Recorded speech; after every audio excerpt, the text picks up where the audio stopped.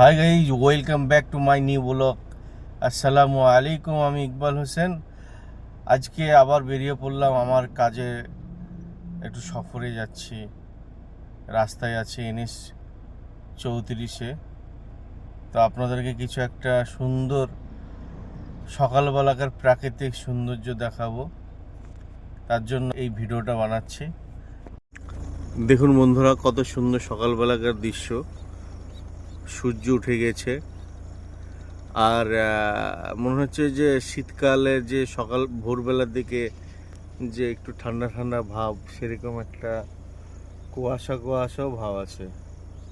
চারিদিকটা দেখুন কত সুন্দর।